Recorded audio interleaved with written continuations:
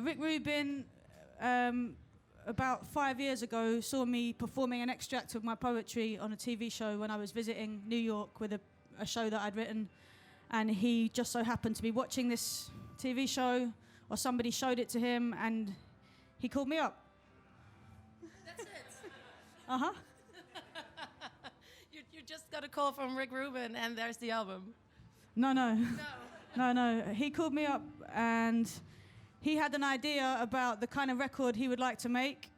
But this was at a time when I was just about to release my first solo album. I was touring a show called Brand New Ancients, which was a long poem I'd written. I was working on a collection of poetry. I was mad busy. And what he wanted me to be able to do, I didn't have time to do at that time. But we began a conversation that would last many years. And we started moving towards understanding a process which he wanted to encourage me to follow, which was extremely challenging, actually. And we made all these demos. We did loads of work with him over the years, not in his place in America, but in our studio in Streatham. And a lot of those demos he wasn't really into. And that's how Let Them Eat Chaos started its life. My second album that came out a couple of years ago. Initially, we wrote those demos for Rick, but he wasn't really into them.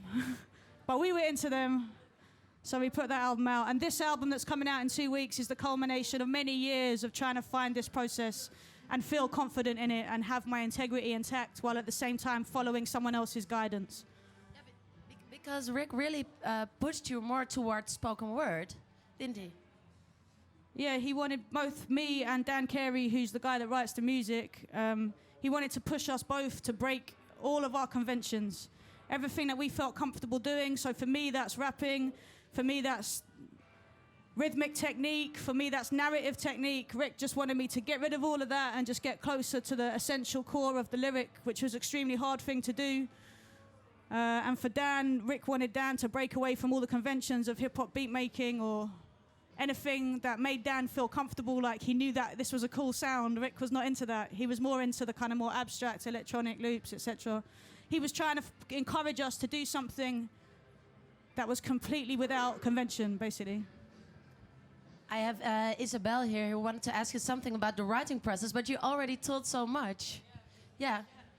I wanted to ask, how do you start a song? What's your writing process? Usually what happens when I'm writing music is I'm working with Dan, who we'll sit together in the studio and we just start. That's the only way I can put it. He just starts to play. Like, I just open the notebook, I start to write. Sometimes something that he finds helps me to find something, or sometimes something that I find helps him to find something.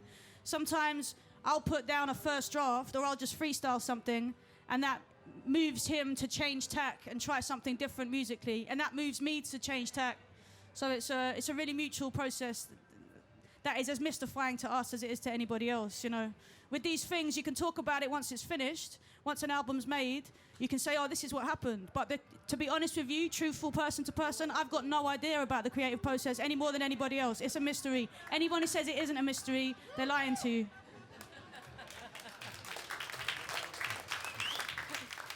Last question is, your music, for example, your new single Fire Smoke is also a very delicate song.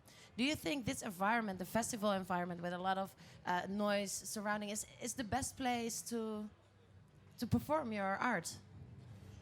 I think that definitely there are some challenges that playing at a festival throws up for somebody wanting to try out new material or play stuff that no one's heard before, especially in this new form, which is different to what people might expect. But I personally find challenges extremely important for the process. And I think that when people come with an expectation, it's always fun to confound those expectations and see what happens when we surprise ourselves. Also, there's usually someone at a festival who really needs some like deep and honest connection, you know, just in amongst all this distraction and fun and taking our minds off things. There's always at least one person that needs some serious connection in that moment. So I try and think about that when I'm making everybody else feel miserable. So try to be that person. Kate, thank you so much for taking the time to answer these questions. And well, I asked you which song you're going to perform first, and you said, no, I'm going to do it completely differently, and I'll tell them myself. So I'll leave the stage and have fun. Thank you very much. Thank you. Thank you, Kate.